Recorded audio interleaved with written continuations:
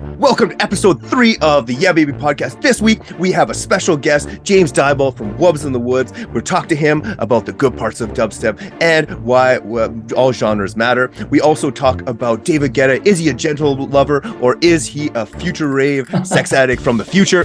We talked about The Last of Us, Mando, and Chris Rock is his special good or bad. We also bring in Bigfoot's dick. Was it real? Was it not real? You'll find out on this episode of Yeah Baby. Yeah, baby! It sounds like you said it's Bigfoot's dick real.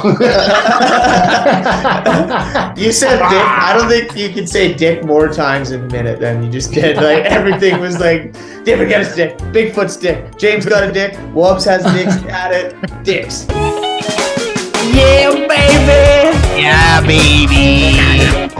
Yeah, baby.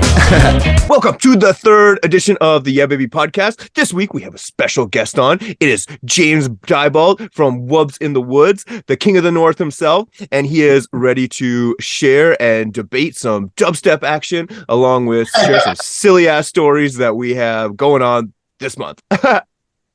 Yeah, baby! Yeah, baby, we're back. So James, how we doing, buddy? Go ahead. Good. How's life? Life is great. So as Tommy said, I run the festival Wubs In The Woods up here in the north near Peace River, Alberta. And it's been a good few years. We're on year 4 now. Had a blast hanging out with these boys at the Womp, and it's definitely built some good connections. And I'm super happy they brought me on their podcast so we can debate about the old bass music debate, why we smell so good. After the first podcast, and we were like sharing our different opinions on dubstep. Me and James were like we're all really good friends, but we were just talking back and forth about it. And then I started typing into ChatGPT. I was like, why do people at dubstep listen to dubstep smell so bad? And I kept sending him all these ChatGPT responses. I said it's because we dance harder. That's why. Because we move more and we sweat more. Yeah, but last time I saw James, he was looking less formal. This is another James for me. I'm loving it. It's like a whole other persona here. Well, I mean, I got outfits here. I could slowly rotate into different personas. There we go. We'll get you into party mode by the end of this fucking podcast. He's just When's the last by the time end. you saw him? Yeah, everyone's got their clothes up. When's the last time you saw him, Frank? When was the last time you saw him? It was a Wubs, and then my favorite memory of James is he just shows up with a baby on a carrier, just walking around, and the name was Margaret. Was the name? Margaret, yeah, bad bitch Margaret. Bitch Margaret, dude. That fucking baby made me laugh so much every time I saw her. And she's got like a little message. What's in the button that she's carrying? She's wearing an outfit and she's got a "Hello, my name is" stickers on her, and one says, "Hello, my name is your sleep paralysis demon." Is that what it says? It's the freakiest fucking thing, dude. Man, it's so hilarious. When we were at Base Coast, we were rolling around with the carriage, and we went to the one main daytime stage there. Can't remember what it's called. Starts with a C, but awesome stage. And we were just rolling around there with her, and she was a huge hit. And people were handing out "Hello, my name is" stickers, and I wrote, "Oh, I want one for Margaret," and I wrote, "Hello, my name is Margaret," and I put it on her, and then the girl was like, no, I'm writing her a new one, and then she wrote that and just slapped it on her. Dude, too fucking hilarious. Yeah. And he made it to the fantastic news segment too, huh? Yeah. Funny story about when they put that, after they put that sticker on her. She started getting handed around. So I was like, oh, okay, she's fine. I'll go back to camp, grab some drinks. I'll be quick. So I rushed back to camp. We were a far walk. I come back and she was on stage with the DJ She was up there, and I was just like, "Oh no!" So they had her standing beside the CDJs. So I was like, she seems like she's doing fine. She fell over, and her hand was like on the red power button of the power bar for the deck. It was like, oh my god, the power bar. Bad bitch, Margaret. Bad bitch, Margaret, dude. I think his name was J-Pod, I believe, was playing. And Diebold. And then I was like, we made eye contact, and I was like, oh shit. And I was just like, went up there and grabbed my doll. He's like, that was close. I'm like, very close. No, but Diebold is super cool though. There's some DJs that for sure would have gone mad at it, but Diebold's pretty sweet. Yeah, Margaret is pretty sweet. She's a good-looking baby too. You know. She's a good-looking baby. Was Margaret with you when you were? Because I remember last year at Wubs, you kayaked while Neon Steve was playing, which was like one of the most epic moments at a festival I've seen. Just like you in the crowd, just like boating through, kayaking through. Was Margaret with you? No, I had a bunch of stuff in the kayak though. Like I was rotating, like pulling out like the oars, and then I like put the oar away and I pulled out the fishing rod with the dildo on it. So I was like poking people in the head with the dick as we were going around the circles. Oh, dude, that fucking dildo! Wow. Just pure the best madness. Festival shenanigans. So great. Yo, how long has Wubs been running for? This is the 4th year. But we hosted like a private music festival for a couple years, and then it was actually bigger at first, and then we decided to cut back the attendees and only invite people from the local area. So that was called Vanderfest, and we did that for a few years, and then we decided to start doing Wubs as kind of like a side project, but then I changed it. I swapped. I made Wubs my main focus, and now Vanderfest, I like, instead of inviting a few hundred people, I cut it back to just like 100 people. So like the Wubs is year 4, but it's like the 7th or so festival that we've done. But Vander's pretty small now, but we like it that way. Paul came last year. And Vander was a great time last year. Fun. I like that it's smaller and more of like a everybody type vibe. Yeah, because there's that sick like playhouse you put like the stage beside. Yeah, like what is it? It's like a tree house thing, and it's all like colorful. Tree fort on stilts. It's like 15, 20 feet tall. It's huge, and yeah, we used to use that as the DJ booth up there, but it was a little like crammed up there because it's only like a 3-foot deck. So this year I decided to bring it all down, and we just kind of made the tree fort like an overlook of the stage, so you could see everyone dancing the whole time. Yeah. I like that. You did something, and you did something similar at Wubs too. I like that. The top of the stage, like made of glass. I don't know what that is. I'm glad you caught that. A lot of people didn't know, but Wubs in the Woods this year had a plexiglass dance floor above the DJ booth, and I didn't open it, so a lot of people didn't even notice. So I didn't even know that was a thing. Yeah. Why didn't you open it?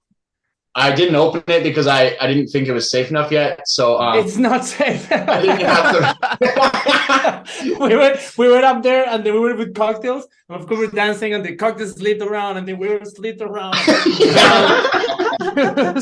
It was really dangerous, but it was so much fun. I didn't have rails done yet, and also like the ceiling's only 7 feet high, and there was like nails from like putting the shingles on, so I want to like sheet that first and then build some rails, and then hopefully like this year we'll have it open, and it's well supported, but it'll be a good little VIP area for the artists and stuff and it's pretty cool to look down at the person plying music below you and just watch them. Super sick. I can already see myself abusing that. Just my sheets on the glass.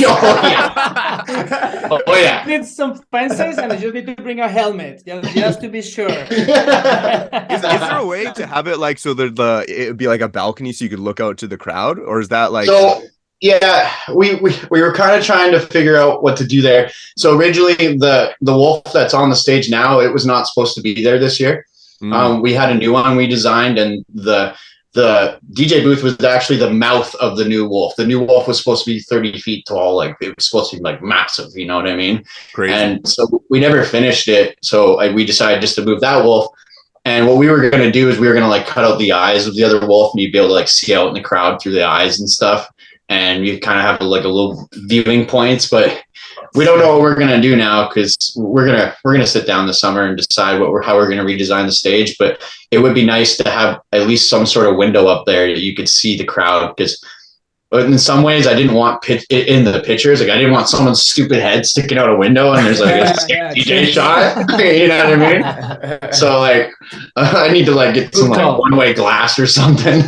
Yeah, you did so much work out there though. Like because this last year you added the new stage. Well, I gotta say that like the first year, like last year was my first year at Wubs, and like it was basically the first festival after COVID had happened, and it was a magical festival moment for like I think everybody there, because we had been locked down for 2 years. And then you threw this like unreal festival in the woods with like the most bomb ass sound system. And it was just, the weather was perfect. There was like no rain. Everything was just like perfect that weekend. And every DJ I remember came out and just played like it was the last set of their friggin' lives. And just like it all had it dialed in. And all the vibes are there. And I was like, this is the greatest festival I've been to in like forever. It's fucking amazing.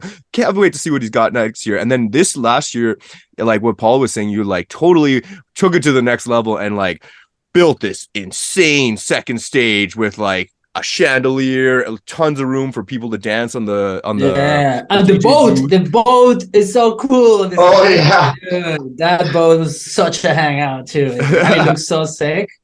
Yeah, the boat is pretty awesome. So my buddy was doing an engine swap on his boat, and he's just like, I'll bring it out there when it doesn't have the engine in it, and people could just vibe and party in it all weekend. I was like, sweet, that sounds dope. And it was a pain to get out onto a dance floor, I'll tell you. It's not easy putting a jet boat out into the middle of a dance floor, but we did it. So wait, so he's not coming back? The boat's not coming back?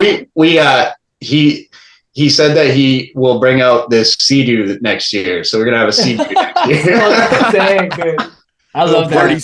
That was so amazing. Yeah. Well, you know, every year we always bring new stuff and we're trying to change it up. So like, year 2, when you guys were there, you guys remember the dome we had, and the dome was like super fun. It was a good hit. And a tree fell on it, so it got destroyed.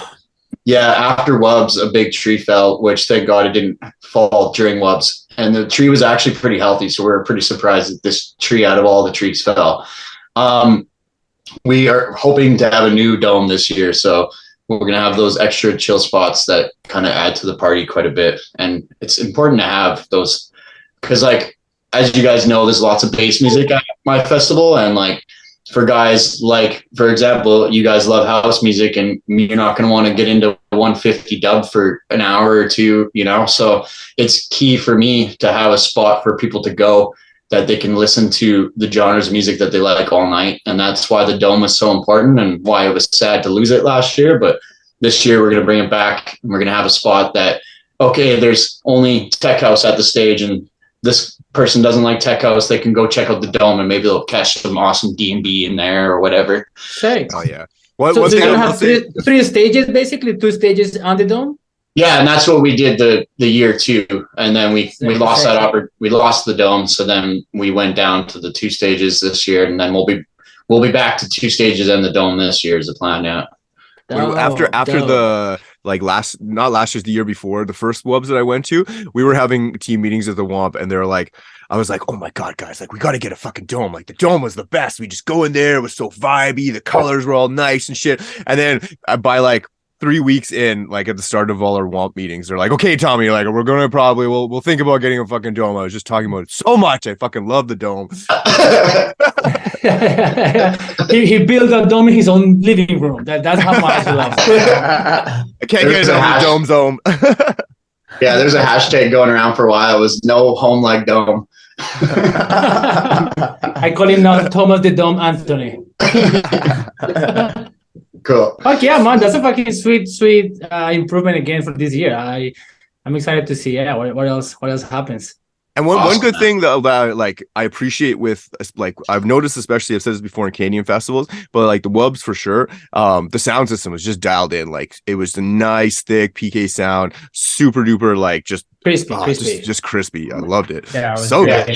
Shout out to Reed because that's our boy right there. He's a phenomenal sound sound guy, and he'll be, he's doing the amphitheater these past couple of years for Shambhala, and so if you could catch him at the amp, that's the type of sound we're trying to make a smaller level, and it's just incredible. He's just so good at what he does, and we had John Edge join us this year, and he was killing it as well on the other stage. Awesome, and shout out to those boys. So it's good. Fuck yeah.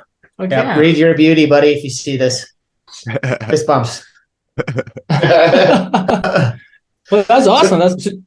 You guys saw each other too this weekend, right? That was yes. I got to say, yeah, like Grand Prairie, all the homies up there, like Wubs In The Woods, like that's kind of like where I met a lot of the GP people, and they just come out to support. Like it's no tomorrow. James, you came down this weekend. Me and Paul played the first show of our Hey Poppy tour this weekend, and Caleb, Hey Poppy, and control room myself at the Den Pub. Shout out to Jay Fresh for having us out. And yeah, Paul, tell them about the fucking night. Oh man, I that's like home for me, right? I'm from Fairview, so I always got which is an hour north of Grand Prairie. So I always got to get mentally prepared to go back home and just be on my best behavior. But it was an unreal night. So many homies came out. Some friends from back in the hockey days were there. James, obviously, Ben came. And we had an eventful night, didn't we, Tommy?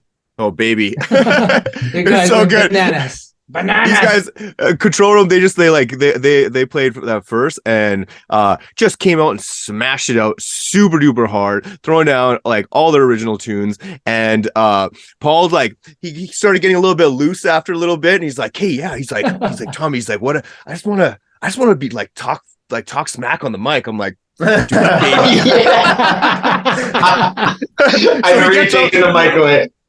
So he gets up on the mic and he's just like getting the crowd riled up, getting hands up everywhere, shaking. And then some girl was like, she came up, she's like, can I talk on the mic? Can I talk on the mic? And then Paul's like, God, oh, you want to talk? And she's like, he handed her the mic and she's like, and he's like, get the fuck out of here. And I'm not gonna lie, all of her friends and like 5 other people right at the front of the row just burst out laughing. It was so funny. Just the timing of it was just amazing. Dude, that reminded me once we went to play in Lagla Beach, and it was very few people, of course, in this party, but it was a good party. And then this girl just came to ask for this fucking song and just fucking ask for this song and ask for this song, and I just fucking just had enough of it. I'm like, oh, you want this song? Oh yeah, you want this song? Yeah, I want this song. Oh, you want this song? Yeah. Well, go to your home and listen to your fucking iPod. Bro, I didn't know what to say. She was just so like, what's going on? Fuck out of here. So I feel you, Paul. I feel you, man. It's just, it's a situation to deal with drunk. I do remember during your set, there was one guy that came up and he was like really drunk. And he was just some like dude. And he just like came up and like, he was like, hey, can I dance up here? And you're like, no. Or like you said it so politely. You're like, please leave. Like, what are you doing? Like, you see anybody else from dancing up here? He's like, oh, okay. And then just like walked off. Well, there was another dude, like we're playing, and then I didn't even notice. Then I just like feel this presence behind me. It's this guy. He's like, turn around, and he's like, no, he's like, hey man, can I request this song? And I'm like, no. Like, go away. What makes you think you're not even pretty, boy? Yeah, it's because they're not part of the scene, and they go out to these clubs that are just relevant around like the college, like they have no idea how DJs work and sets and all that. Yeah, true. Yeah. That's one thing I hadn't seen in a while was like because any shows that I've been playing or festivals, like people go there because of the music and they're like, okay, like this is I have a specific reason for going there. But there was like, I would say like 60-40 split of people. 60% came for the music, and then there was just like 40% college kids, which were awesome. And they were just dancing and just like having a great time. But one thing that I will say, man, all the girls that were at the show were raging so hard. Like all the videos that I just posted on social media, they're screaming and yelling. I was like, this is awesome. Like this is so good. Like gives you great positive feedback. I love that one. You know, when a party is good, I do believe in this being a DJ and everything. It doesn't matter who the fuck's playing, man. You know, like if the party is good, we're having a good time. I love that. Many parties that I go here, nobody knows who's in the lineup. I go like, oh, this DJ is playing and he's here. It's awesome. Nobody knows. Nobody cares. It's packed. Nobody's looking at the DJ. We're just partying and having a good time and it's awesome. It takes out that pressure too of the party and I don't know. I appreciate that anyway. If it's a good party, it's a good party, period. Doesn't matter who the fuck's playing. Yeah, definitely. And real quick, want to shout out J Fresh. He's runs Freshly Squeezed Entertainment. He's the guy who booked us. Thanks, Jade. We had an epic night. Really appreciate epic night. that. Everything was so good. Like, sound was good. Production was set up. Like, the hotel was also right beside the venue, which was right super there. sick. Such a good place to play. And the sound, they brought in extra bins for us and stuff. Like, that was great. Yeah, it was good. Yeah. It wasn't David Guetta, but I would have been loving it to be over there with you guys. I know. Well, one thing I will say too, which to add to what you were saying, Frankie, was it doesn't really matter what like it is, like as long as the vibe of the party is there. That's how I always felt about when people were like, oh, this person's using like Tractor or this person's using Serato or like the sync button or whatever. At the end of the day, who cares? Like, as long as you're making the party happen and people are dancing and enjoying, that's really all that matters. Like, if people are having fun, that's your job on the dance floor. It's like not to essentially just play your own music or someone else's music or how you're playing it. It's just like you are there to create a vibe and to make people have fun. And if you're doing that, if you judge DJs because they're playing on Tractor, that's like what, like beerism or like what? Or like equipism. So I will say that's like that fits into this really well. So like before we play, we usually pick like 50-ish songs that is like, hey, this is like a roadmap, this is what we want to do. And like usually the more people are there for like the EDM show, like we were saying earlier, this was kind of like, you know, like 40% or whatever it was kind of more of like a bar college night. So we like totally swapped it up. So, and like started playing like near the end, just stuff that we thought that they would want to hear, you know what I mean? Like not our music. You gotta read the crowd, that's for sure. Yeah. I think that separates like even like just traditional like producers and artists from like DJs, because they are two different skills, and like reading a room is important. And then I remember TJR told me this like, I don't know, 8 years ago or something like that. But he was TJR. Like, I'll tell you about TJR.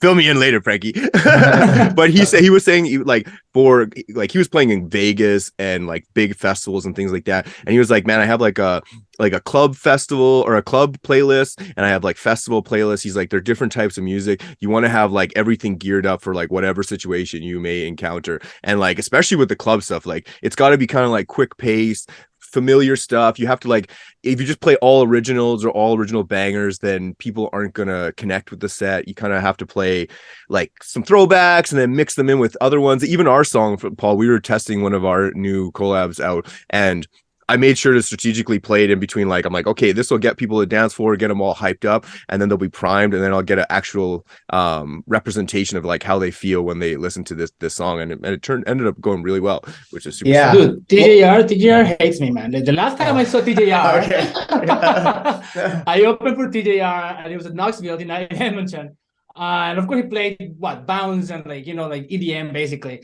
And that day, I remember that Adriana was angry for something. There was something going on in her life. She was super angry. And she wanted to play dubstep, funny enough. Back in the day, we used to play dubstep in our set. James like, yes.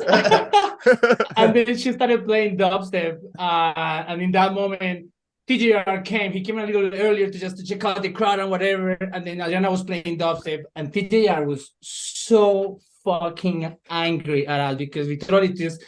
The play was just rowdy and it was a whole vibe, but it was just super hype. And TJR was angry because it was not the vibe. And then he got to play, and the change of vibe was just clear. Like, he went down with his music. We never got hired enough. And Knoxville, like, not once again. Did you play a whole dubstep set right before him? Not a whole dubstep set, but like the last part of our set, we could start climbing, and they would just, Adriana played dubstep because she was angry and she needed to put the shit out. When she gets angry, she listens to Excision. So she played dubstep, and then I remember that that the owner of Knoxville just came to kind of do something, and I had to kind of stand like, yo, you're not going anywhere, motherfucker. We have 5 more minutes, and she's playing dubstep and she's angry, so let her fucking do it. But TJR was Happy wife, happy life. I did that to Paul the one time we played in Grand Prairie for the Canada Day show. I played dubstep like 10 minutes before he went on. Screaming bangers. So we played dubstep, our last song or whatever before Tom went on. Yeah, we played like this Subtronic remix of Escape, but like we had like an edit where it's like John Summit into that, and then because of the whole podcast, everything, I went on the mic. I'm like, we love dubstep or whatever, and it was like a contextual thing, of course. Well, me and Tyler were super happy and laughing our asses off in the crowd. We thought it was hilarious. Yeah. That's ideally that's what we'd like with like all our future shows is like to have like inside jokes at the podcast, and then we could shout it out while we're playing and make fun of people or stuff while we're playing. Yeah.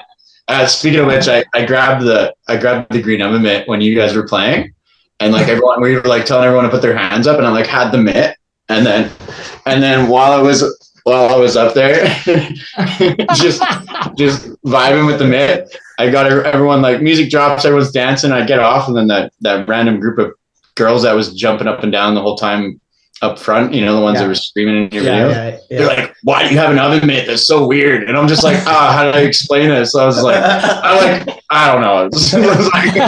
I'm just weird. Like, just like whatever. I tend to I'm married. I don't need to impress you. I'm not getting into this one. Yeah, it's like this is an oven mitt. I'm gonna put it down now.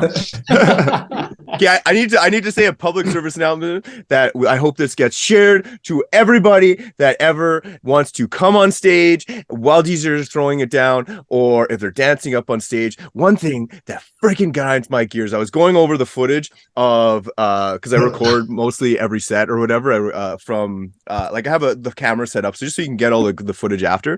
And there was one main point. James was up and we were thanking. We had all the boys up on stage, and James was like, "Let's get some girls up here." Everybody up on stage, and we had probably like 20 people up on stage. And then like the build up is happening. Everyone has their hands up. They're raging. The party, the energy is increasing. And then all of a sudden, I'm not going to name who it is, but Buddy comes up and then he's just like, "Oh, I'm going to start a conversation right in front of the fucking camera," and just totally blocks the whole camera. Name drop him. I know who it is. You know who it is. And then another guy was just whipping out his phone. If you're on stage, just put your phone away and don't talk to anybody and have fun, because you're like, people are looking at you up there, and you're just like, oh, this guy looks bored as shit on his phone. It like kills the atmosphere of everything. It kills the environment. I love that Tommy says that, because in my Wiki Woods video, Tommy was doing exactly that. Was that shaking his fucking phone? Like, God damn it! Yeah, look like you're having fun. God damn it!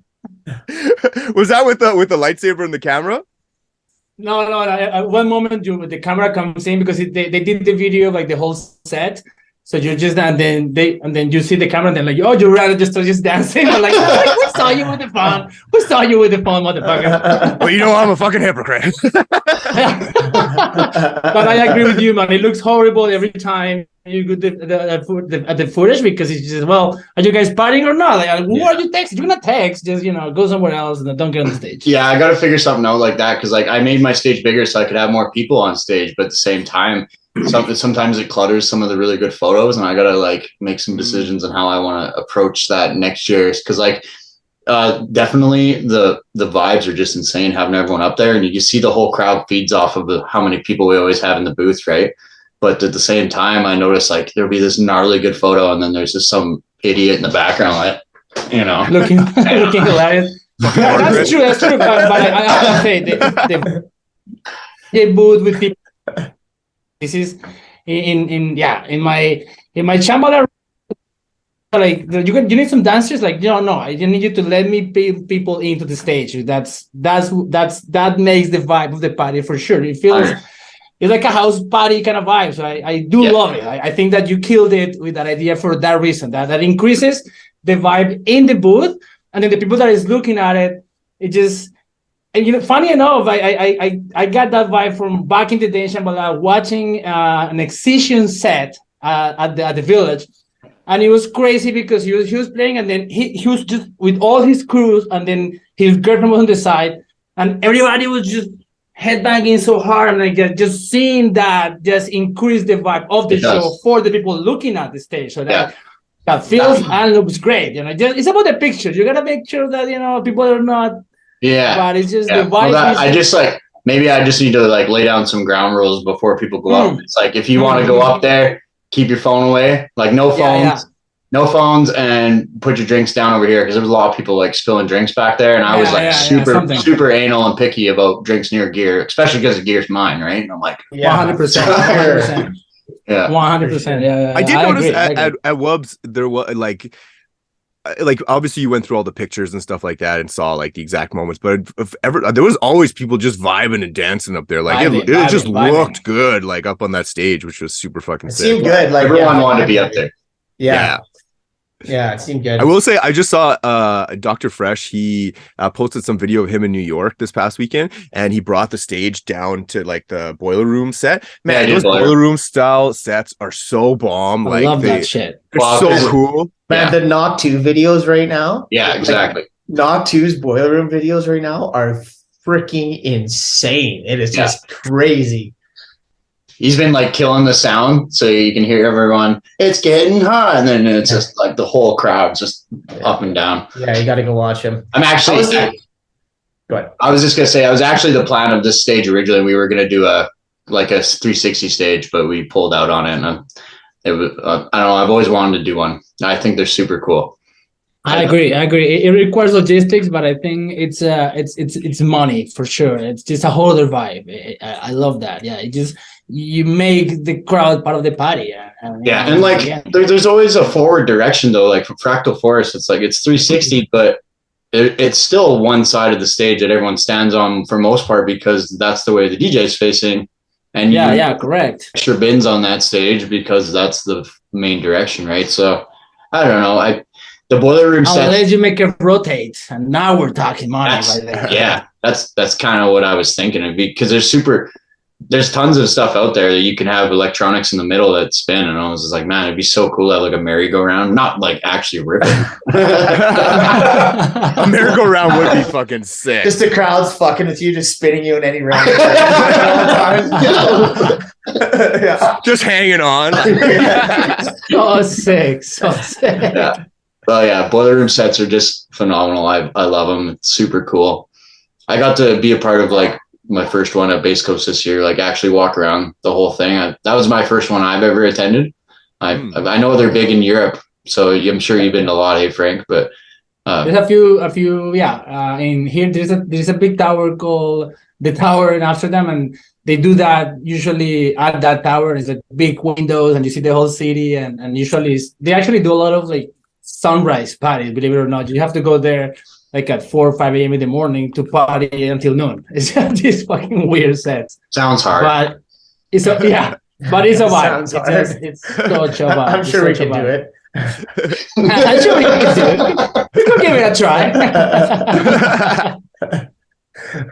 give it a try. Yeah. Well, while we're on the topic of high energy sets, we went and see Nostalgics in Calgary the night after.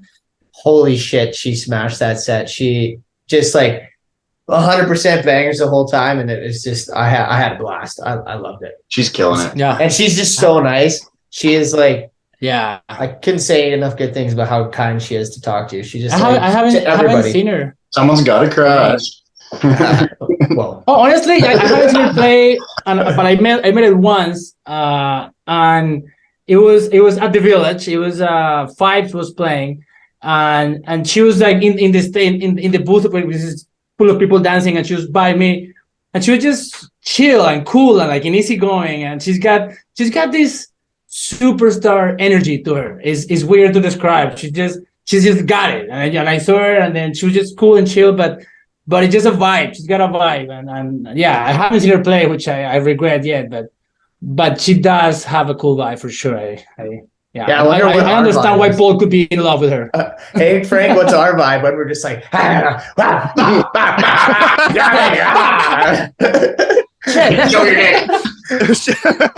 your dick. Fuck, get these guys in water.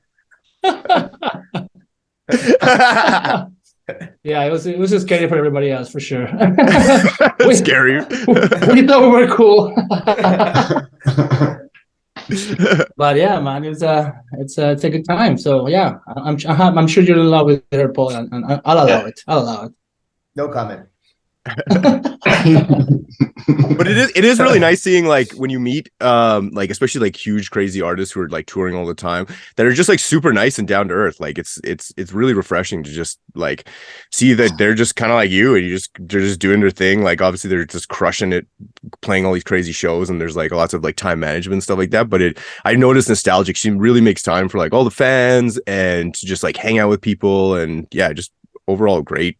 Like, yeah, person. well, a lot of people that get into music are dealing with a lot of like high anxiety and stuff, right? Like it's a common relationship. Like mental health issues and being an artist go one in one. Like I've never met an artist that isn't like jam packed with lots of mental health issues and stuff. And what I notice, like with a lot of the famous people, they'll either over exaggerate when they're getting famous. They'll like overdo it and they'll take it to the next step because they've never had that much.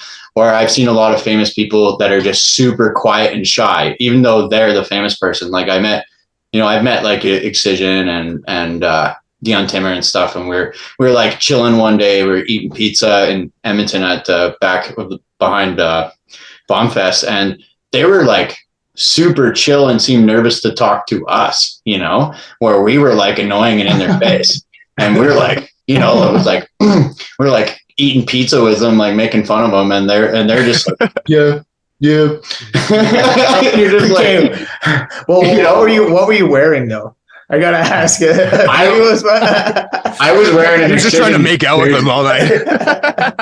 Well, it was like we came in, and my wife has an Excision tattoo on her arm. It's got but it's like a remake of it. It looks pretty cool. It's just like an X, but it's kind of like, it's a different style. It doesn't look like a typical one that stands out. It almost blends in where you can't even tell it's one.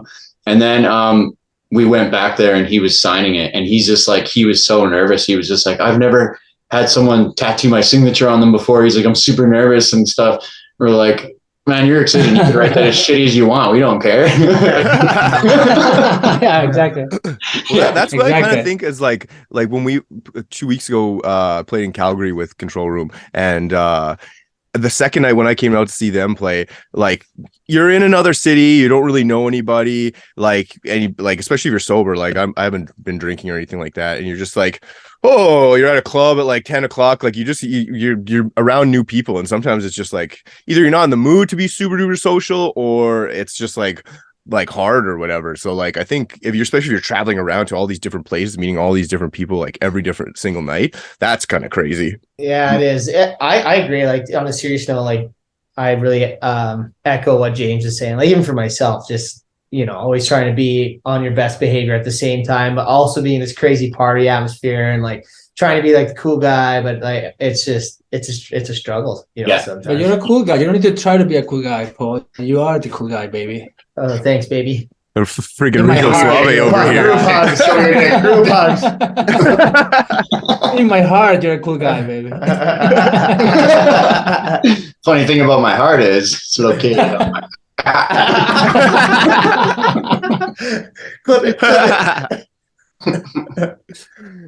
So have you guys heard about that conspiracy theory about the Bigfoot from Banff?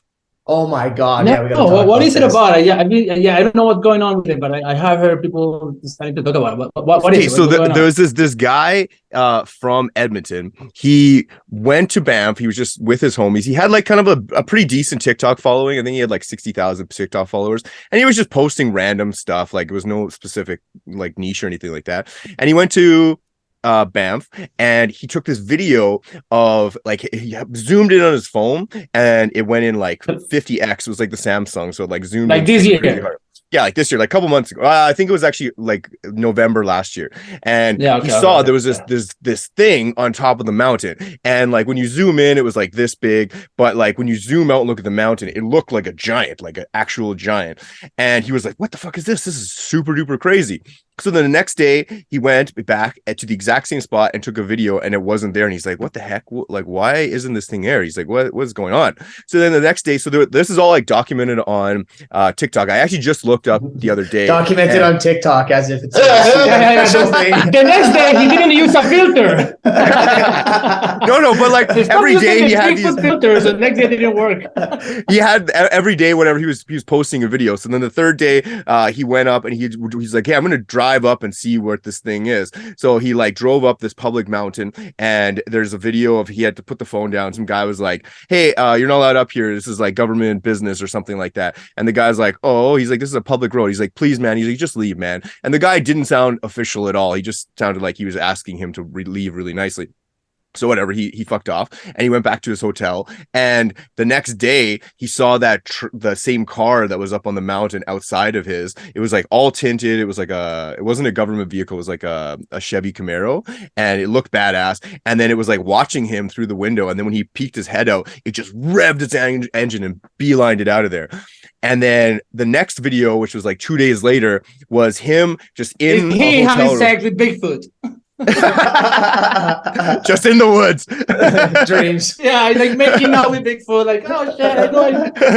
No, the next video was like him in like against just like a white background, and him like looking kind of down like that and being like, yeah, all those videos were fake. I don't know what was going on. I was just trying to like razzle you guys up. And he kept like looking off to the side of the camera to like, it looked like he was to make sure he was saying something correctly. And then the next video, which was the next day, of him just being like, hey, I don't know, I'm gonna get in trouble for this, but all those videos were real. These guys were forcing me to say that they were fake. And he's like, they're real. He's like, I don't know if you'll ever see me after this. And then after that, 2 weeks later, he mysteriously died. And he's dead. And his the obituary was on, I looked it up on in whatever. Yeah, I had like 25 mutual friends with him on Facebook. Like, I wasn't friends with him, but he was from Edmonton, and this thing just happened. Like, he found some what's the issue with Bigfoot being found? Like, I think most of us are going to go try to crack a kokanee with him. We're not going to like run and hide. You know what I mean? I would like to ride Bigfoot. Like, what's the big problem?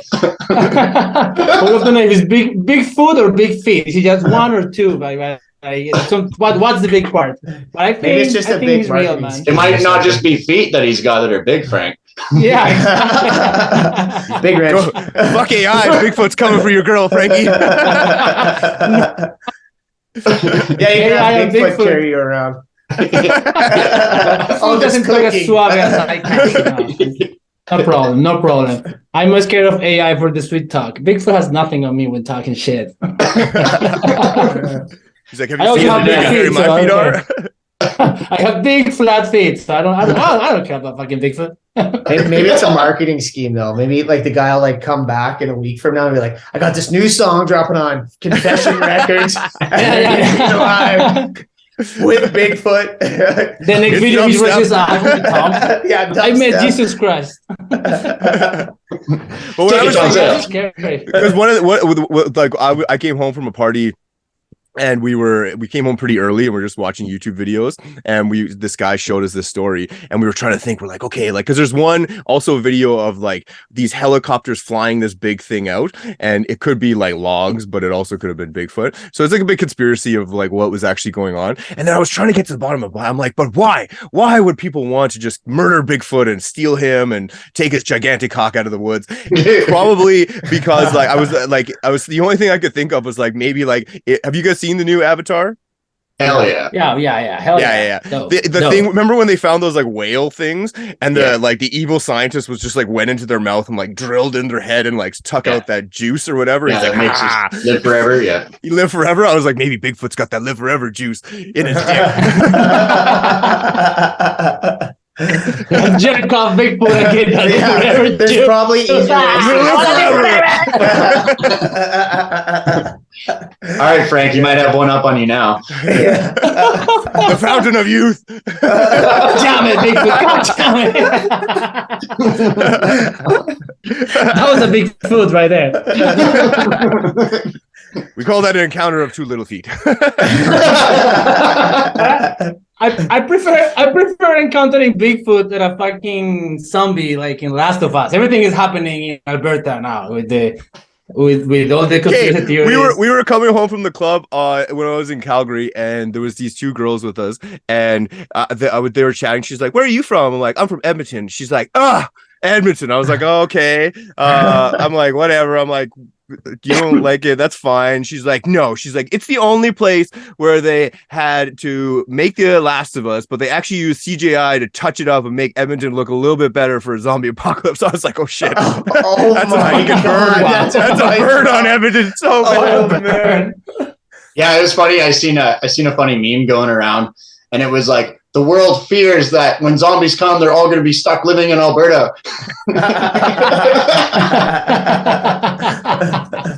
Look, honestly, I've been very proud. I've been here in Amsterdam watching it, and I'm like, oh my god, that looks like Edmonton. Oh my god, that looks like Calgary. Like, it's been exciting for me, man. Like, I'm a proud Alberta boy, even though I was born in Colombia, but Alberta is my Canadian territory, and it's been awesome. I'm so proud of seeing Alberta in the movie, man, in the whole thing. It is cool. It was awesome. Good show. Unreal How show. good is that love friggin' show? It's so good. It's been great. I've been calling this guy Daddy all week. All this month, he's been just Daddy Joe. Sunday and Wednesday, baby. Sunday and Wednesday. Sunday and Wednesday. Today, I just watched the last episode today. It was what a fucking I watched show, it last night. dude. Yeah, I don't think we should spoil anything though. But we can't. It was short. The video game's already out, Paul. Yeah. Is it that it's been spoiled for years? The last episode was like it's exactly the same to the thing. Okay. They added a few like scenes in or whatever. Like they didn't show the whatever those Ron Swanson and his boyfriend. They didn't have that in the game, and the Ellie and her girlfriend in the beginning when they're in the merry-go-round thing. So they added a bunch of creative like scenes, which was unreal. Sick. Side stories. Yeah. But that last episode when he was just killing motherfuckers, he killed so many people. the video game is like that. That means that there's no second season or what? There is. Yeah, there's a second. They don't I guess what I heard was that the second season they're gonna have to break it up into like two parts just because they want to have a third season. But that in the last episode, that doctor that they killed, like the brain surgeon or whatever. That's a spoiler. Yeah. Yeah, whatever. That's what the whole fucking thing is gonna be about. It's just his daughter's like one of the main characters in the second one. Yeah. Oh, really? Oh, okay. No, dude, that was amazing. That was so fucking badass. I just want fucking Pedro Pascal to hold me and protect me my whole life. It's fucking been amazing. Oh man, he's good, and the Mandalorian is sick too. I love the Mandalorian. Yeah. Oh, me too. Best show. Even with the mask,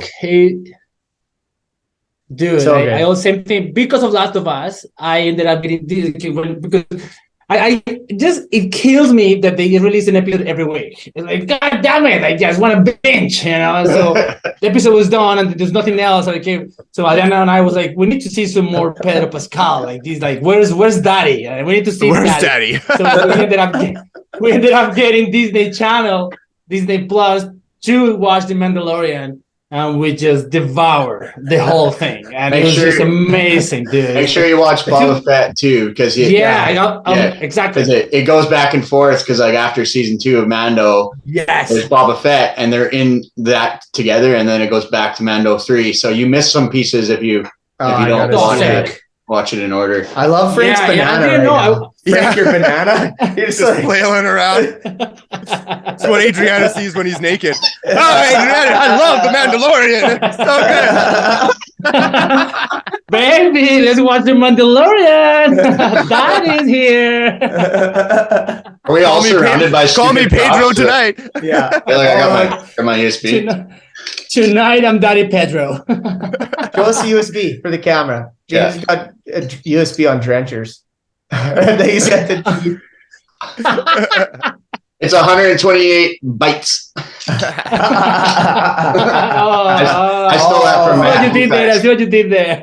Oof actually, that's me a couple weeks ago. That's on him.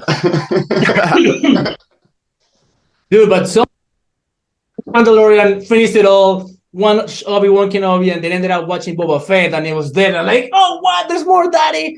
It's been amazing. Disney Channel right now. I love how they like with Mandalorian, how they went because he's a badass. He's like a bounty hunter, and he's So like badass. in the beginning, he's like, okay, I'm really sick in the beginning. Then he like upgrades his armor. Then he's like, okay, like got to get a new ship. Gets his badass ship. Then he gets the dark saber, and he's just like leveling up. And it's like it's kind of like a video game, but it's like they did it so well. It's so I like amazing. that too. Yeah, I was hoping they'd make a really good video game of Mando. Like you'd kill it. It'd be such a good game. Yeah, it would. I'm pretty sure it's coming because it's kidding. But I did like Boba Fett a lot. You know, Mandalorian is probably the biggest franchise of those, but the Boba Fett one was super sick. It was really really dope too. I felt like they might have like purposely brought Mando into Boba Fett to kind of beef it up a bit because like you get like 6 episodes in and like Boba Fett's character is chill. He's a lot more chill, right? Yeah. True, I think it's because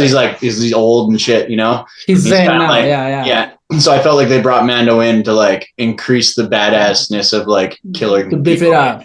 And they kept that Boba Fett on the same planet, which I heard people were like, they're like, hey, mix it up. There's like a whole galaxy, but they just stayed on that one thing. It's funny you say that because I was actually complaining about this exact thing. I was bitching. I think I was just ranting to Kayla. I was just like, I love like the original like Star Wars episode 1 to 3, how they're all these cool planets with like force and shit, and they like go underwater and all that cool stuff. And then it's just like. And then I feel like a Boba Fett and like a lot of Mando and even it's just Tatooine. Episode like 9 and stuff of Star Wars. It's just like, okay, this planet sucks.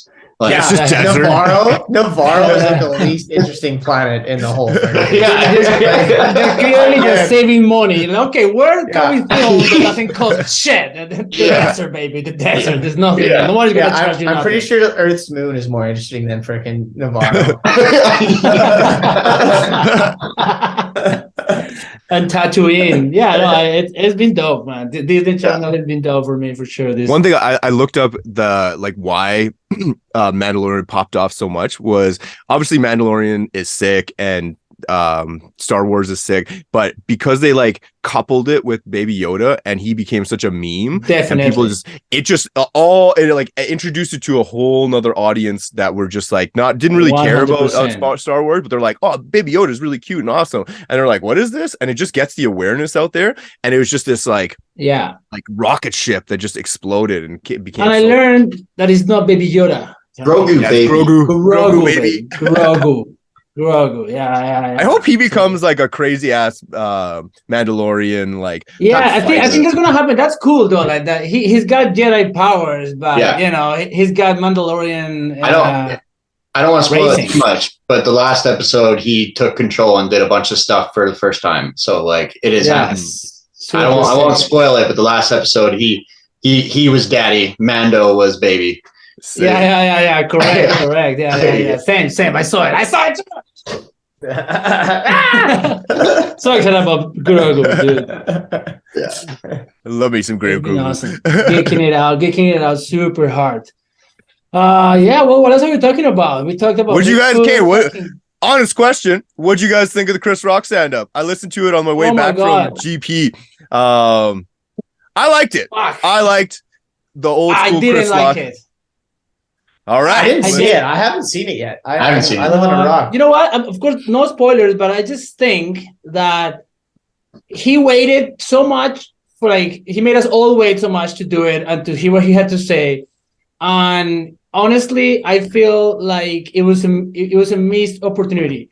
He said great things. He said great truths and he dropped great lines, but he came out as, at least in my eyes, as angry. And definitely didn't make it as funny as he could have done it. You know, it wasn't funny. He so many jokes to make about the whole situation. So many jokes for us non-comedians. We know there's jokes in there, and he was just ranting. So I don't know. It was just. There's a lot of emotional feeling probably involved with that. For sure. That held back on the comedy part of it because, like you said, he's ranting, right? So I feel like he was like, because him and Will Smith and like his whole family, they were like best friends or whatever before all this kind of stuff. I didn't know that part. Yeah. Yeah. Apparently he went to his like first a show or something like that, or Jada was like one of the ones that told Chris Rock to go for his first movie or something like that. They were like really, really close. And then so I think he was more so just like pointing out that like she was a bitch and he was a little bitch, and they just kind of like it was more so about like he was trying to hit her or something like that. He was like mad at her or something. Dude, there was a lot of shit. He could have just read some memes from the internet and just do a better job. And he definitely didn't. He definitely didn't Dave Chappelle it. Dave Chappelle would have just rinsed him. Yeah, there's so many jokes to make. He's hilarious. Dave Chappelle's the best. Dave Chappelle, apparently, I was listening to this thing. So his SNL stand-up was so they're like, to do the SNL monologue, it's like a monologue is like different from a stand-up apparently, and they just the flow of it's different. And he wrote a monologue, and you have to get it like approved by like the SNL writing team or whatever, so it's like appropriate. And apparently it takes a long time to write a monologue, like it's hard to do it. And he wrote two, and he sent one in that was like clean, and then when he came out, he just did a completely different one on live TV, and he was talking about all the shit that he wanted to talk about, and it was hilarious. But they were like, holy shit, we did not know he was going to say any of this shit. And he offended like a bunch of people and didn't offend other people. That's what I thought about the Chris Rock thing, was that all the like people were like, a lot of the comments that I was reading when like on one of my buddies posted it on Facebook, was they're like, I just didn't like how that made me feel. I'm like, okay, it's jokes, guys. Like it's jokes. Like it makes you feel icky inside. Like I thought throughout the whole thing, I found myself cracking up a few times, like throughout the. I mean, a few times. See, that's the key word. A few times. When it's time to get a fucking laugh, the whole fucking stand-up. You know, it was just, he got good lines for sure. And again, it was better than his last stand-up. His last one was brutal. I couldn't even finish. It was brutal. And again, I said this in some comments. It's like, dude, he went down when he started doing movies with Adam Sandler. You know, like that. He stopped being a comedian. And then somebody said, he is the comedian. He's the comedian for white people with one black friend. Not great. But then he comes in and it's just not. What a comment. He dropped lines, and it was great lines and great truths, but it was just not funny. Not all of it. It was funny. And the Jada part and Will Smith was the last part. We're in the whole fucking stand up for it. It was just, dude, I feel sad now. I feel sad for you. You're angry. I'm not laughing. God damn it. I was disappointed. I'm sorry. Maybe you just got to lower your expectations, Frank. Yeah. I have to lower my expectations. Clearly. Put the banana down. Hang up the banana. That's how Chris Rock's best film. They just 4 soft bananas out of 5. This is more hilarious than Chris Rock doing the fucking stand-up right there. Right? This is more hilarious. But I appreciate the things that he said, and many different good things, all together with about the thing before.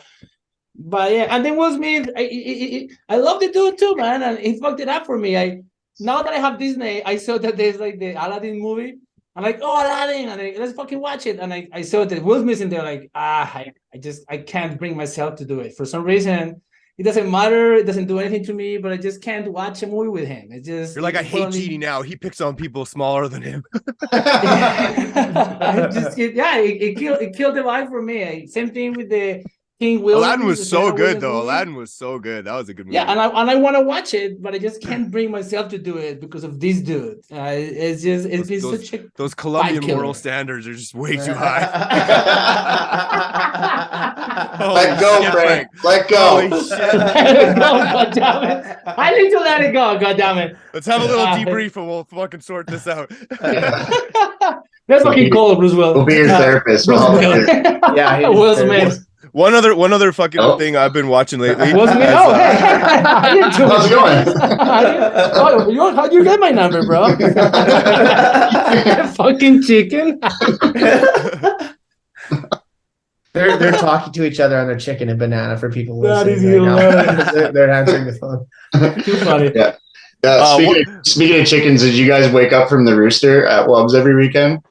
I didn't even know there was a rooster. Every night, Those are roosters. Oh man, I actually heard some funny complaints about it this weekend after the Grand Prairie show. I was talking to the one guy, and it was so funny because there was a rooster and some chickens in a cage, only like maybe 50 feet away from like where we were camping and where I had you guys were you guys I guess were a little bit past me. I had you guys like what 40 50 feet past me, but all the people that were down further, oh my god, they wanted to kill those roosters, That's hilarious. At 5 6 in the morning every morning they would just cranking the cockle-doodle-doos. Cranking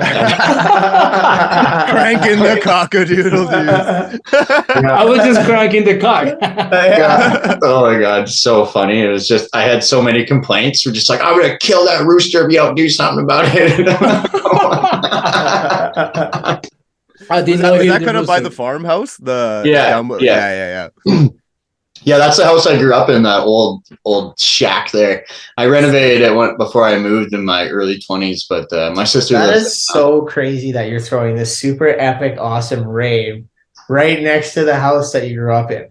Yeah. It's just so epic. Yeah, thanks. How come you didn't have the beach stage this year? We debated it. It was...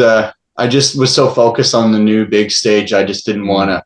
And honestly, it's a good call. This is a good little topic because I know you guys well involved with the Womp and stuff.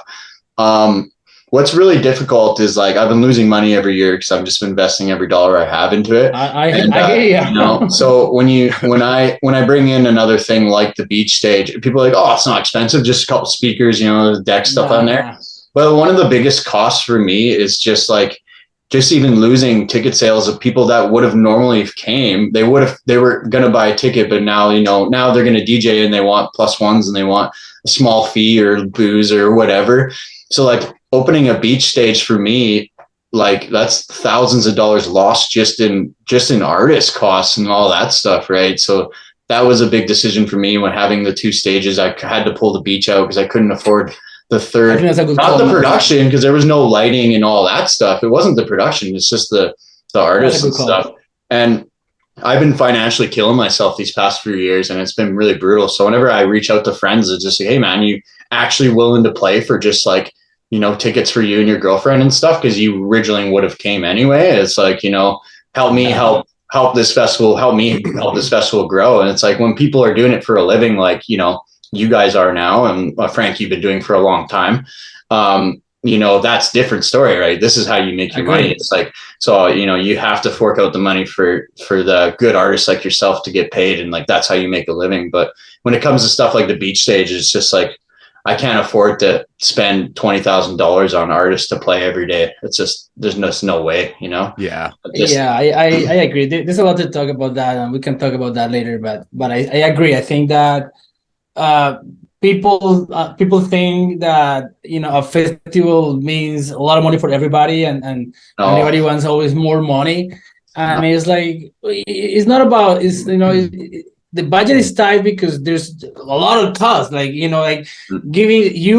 for more money right now means that we have to do the same for everybody, and then that quickly sums up to a lot, to thousands of dollars that comes out of our pocket because you sell tickets, but at the end of the day it's about bringing the community together and creating a vibe, and that all that costs money, and and taking the money for somebody and adding to somebody else. Like, well, if you want more money, where do you want me to get it from? You want me to not pay this artist or to not pay the other person to give you more money when you know that in reality, it's not about the money, especially the headliner. Yeah, and well, for me, it hasn't been about the money, and I have clearly lost so much money every year that it's just it should be obvious to my friends and people from Edmonton and stuff that are friends of me. It's just like, hey man, I lost roughly 11 grand this year. The most I've lost out of all the years was this year. And it was just like when all the bottom figures came in, and it's just like, when a good friend of mine that's been a friend of mine for 10 years is just like, hey man, give me a couple $100 to play. It's just like, bro, you're just asking for that out of my own pocket, man. Like, I love you, man. Please, help me. You know what I mean? It's it's such a touchy subject because you got to look at it from both sides of DJs because DJs deserve to get played and or paid, because if without them there wouldn't be a music festival. No, obviously. It'd be pretty quiet and dark without all the production Obviously. team and all that, right? Obviously, yeah. So you gotta meet everyone's needs, and plus they want a couple headliners. It's like, yeah. So That's the thing, anyway, right? back to the topic. I had to pull the plug on the beach stage this year just to kind of make those other two stages a thing and make it happen. That's a good call, man. That's a good call. It's good to grow, also, slowly at a good pace. And also, at least for the first like 5 years of a festival, it's not like the festival is making any money. You're just trying to make the festival better and better every year. So every like profit really just goes into like more sound, more better headliners next year, even increasing the capacity, which also means increasing security and the facilities needed to hold all those people. There's a lot of infrastructure that needs to go into like a festival, and then maybe in like 5 to 10 years, like you start making some money off of it, which is like the goal essentially. Yeah. Well, honestly, I feel like even at the 10-year point, it's like, oh, I made an extra 20 grand. I'm just going to be like, Kate, get an extra 4 bins of PK. Exactly. That's what I've been doing every year. Is let's increase the vibe. Yeah. I could have definitely held back. Like I had 16 bins in main stage. It was like, that's ridiculous. I didn't need that, but I was just like, I'd rather do it. Sounded great. It's almost the same starting as an artist too, though. Like it's exactly the same. The same kind of thing of like the 5 years you're not going to make money, and any money you make, you're have like to investing it back into yourself. That's where we're at, right? Like, well, there's something about it though. Tommy called that thought. And it's just, there's artists for sure that live out of it, and that makes sense. But many of the artists, especially in smaller festivals, are people from the community that are part of the community that do it and that love to do it, and that we're building a space for them to do it, for all of us to be together, and there's value in it. So those kind of artists, they have their life going on, they have their living, they have their jobs, and like they're not living out of a fee of a festival. So that's the struggle right there, because in many situations, artists that don't live out of music, they wanna charge as if they did, and it creates a discrepancy, because it's like, but you're not appreciating the fact that there's value on the creation of the space for you to do this, that right now, being honest, is a hobby because you don't live out of it. Exactly. So it's a fine balance. It's a tough discussion, man. And that's where I split it up between the difference of guys like you and my homies that just like want to play in a club all the time and have no interest in producing music and making it a career. That's where I decipher the differences of, this is what you do for a living versus like, you want to be up there and you want to play because you don't get to play a festival this big. You know what I mean? Yeah. Exactly. This is what you guys do for the living. So you need that fee. Eventually, I know like a lot of people want to quit their day job so they could be a full-time producer DJ. And when you make that decision, like a bunch of us, like, I'm a journeyman dual ticket tradesman, and, Paul works in the patch, and Tommy's got a good career too. And, you sacrifice that. That's a lot of money. Like to be able to come up with that much money a month from just music. That's unbelievable. That's unbelievable. I'd like to add on to that point of like what you're saying is that I think for all music producers, DJs, it's extremely important to have another job that you don't depend on music until you're basically making as much as or more when you are DJing. You have to like work and grind and do like that's basically your music based your side hustle until you reach that point. And then when it's better, then you can start looking into like stopping your main job. Like it just puts too much stress on you to like make money like just from DJing. You have to like kind of come from like a beggar's mentality, be like, hey, like give me this gig, I need this fucking gig, and it makes you feel desperate as opposed to like, hey, like this is my shit, you can take it or leave it. It doesn't really matter, and it's not, it makes it not fun. When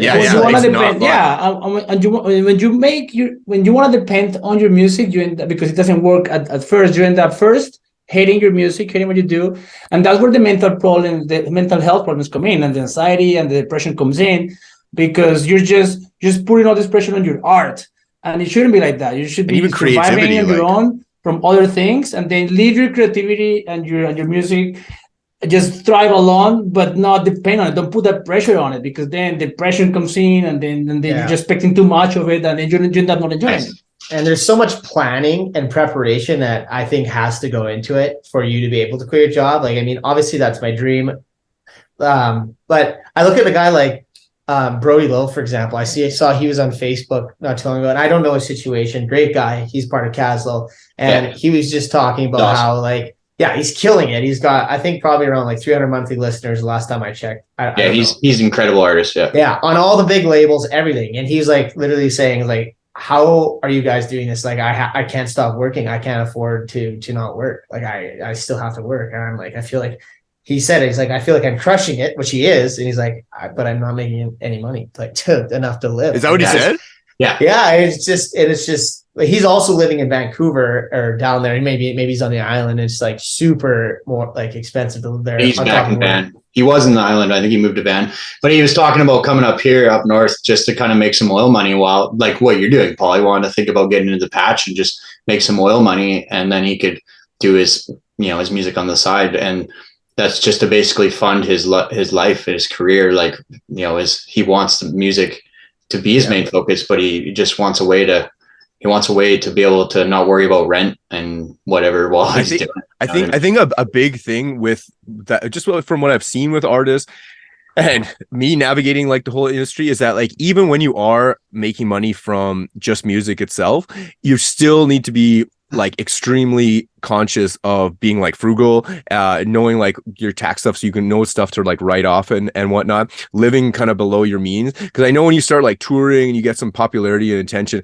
like at least when I was younger, my first thought was like, I'm making like $1,500 a show, like sick, like I'm gonna buy this like these bottles, or like, I don't know, let's go and do these crazy activities. But in reality, like, you have to really budget yourself out until you have like a reservoir of money. Like, even now with shows, like, reinvesting is so important to like putting more ads out to get your music out to more people, like getting more designs, like getting people to help you edit stuff and get things out faster. Like, there's all this stuff that just needs to get reinvested in until basically the long-term play is like, keep doing that for long enough, and you have like good streams of income coming in where you can just kind of have like a team take care of stuff for you. But even saying that, like, I don't see any of the artists I look up to that are like, say, Dr. Fresh size are living bougie. Like, they all, like, you can tell, are all just like soup, but doing exactly what Tommy just said. They don't live in some crazy house, or like, I just seen I think it was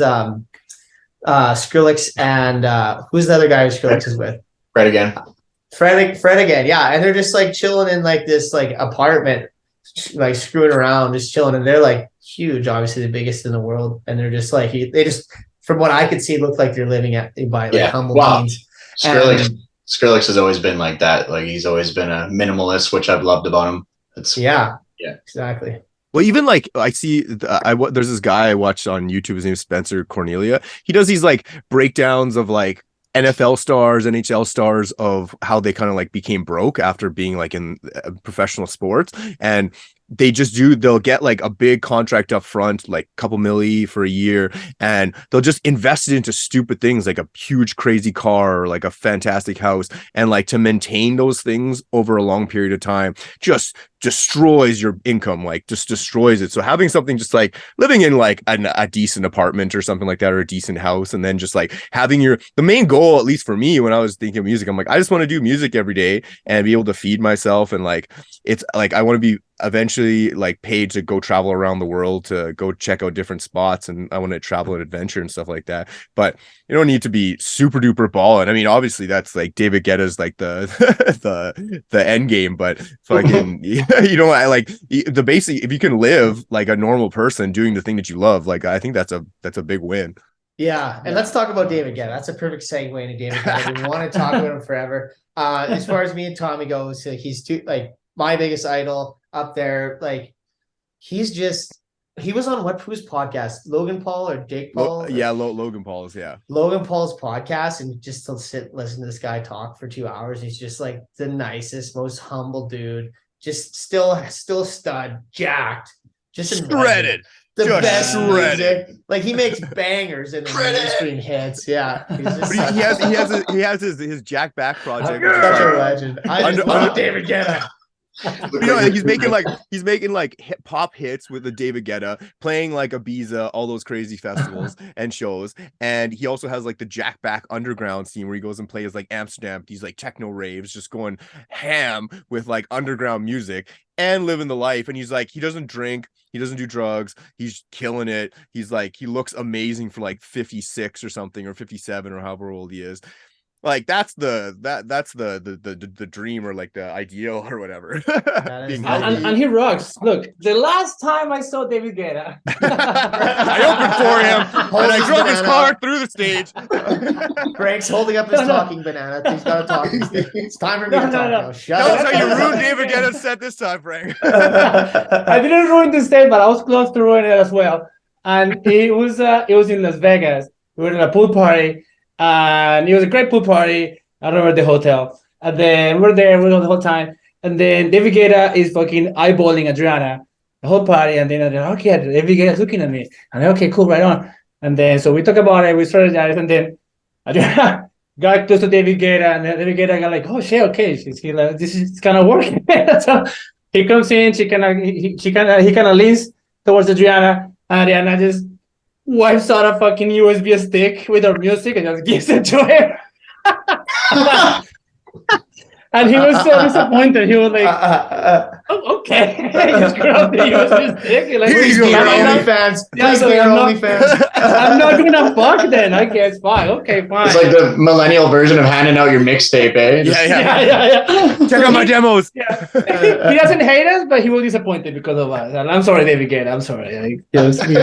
It was about the music, bro. I can't believe you guys gave a USB to David Guetta from the crowd. Yeah. Well, he gets too sleazy, motherfucker. Gets sleazy. Like, okay. You think you're sexy, motherfucker? You're gonna take my girl? Take my music instead. Take my music. I got a banana for you, motherfucker. So that was my last time with David Guetta too. I had bad experiences for big DJ. Yeah, you just don't get along with any of the big guys. Yeah, he's got a good story. Just one reason I like David Guetta is because he put out those YouTube videos of him in like his studio, and it was basically him talking about like his process for making a song, and like none of the big guys really talk about that, but he would smash out like. For every he'll write in like a week or two like 15 songs, and then he'll maybe produce like 8 of them, and then maybe 1 or 2 will see the light of day, like by the end of the process. Wow. And he just does this, like, this is a consistent thing. It's like 15 to 20 tracks, and then getting those ideas down, getting singers in to sing them. Then like he'll figure out which ones are good, do the arrangement, move on to production, and then make them like sound as cool as fuck. And then even after that, be like, okay, I have these 3 finished songs. Which one do we think will do well? And then they'll mate with the team, and he'll do that, which is crazy. And like the gear he's on, he's always like, he's got a MIDI, he's got his Mac, he's got his laptop and a MIDI keyboard and like some like whatever speakers. That's like all he's not in like some like crazy studio. He's just like on the road always, just with like what you only things you actually need, which isn't much nowadays. And also that, do you guys see that thing that he did with the Eminem thing with the AI stuff, where he got he typed in he's like, write me a song like Eminem, and then he put it into a voice changer that was like an AI voice changer that sounded like Eminem, and then put it into a song, and it was like Eminem rapped a verse on his song. He put it on TikTok and he got like a billion views or something like that. It was crazy. Wow. So fucking crazy. That's the world we're gonna live in now, man. Oh my god. Yeah. You're gonna have to like copyright your likeness. Paul's dick's gonna be everywhere. Well, watch our last episode. If you want to know more AI. All right, guys. Fuck yeah. Well, this has been a great chat. Fuck. Yeah. How are you? Guys are sweet. How much time has this been? How long has it been? I think like an hour and a half, maybe, or 15. Yeah, probably around 15, I'd say. Bop. James, thanks for coming on. James, thanks for coming on. Holding your ground, holding your dubstep ground. Yeah, holding the dubstep ground. Bringing us to the dark side. Just clarify, all genres matter. I love all genres. Yeah, All fuck genres, yeah. man. I'm telling you, man. Hell yeah. Agreed. I'm All telling you, genres I'm met. telling you. All right. Well, thanks for listening to Yeah Baby episode 3. Yeah, baby. Yeah, baby. Bye.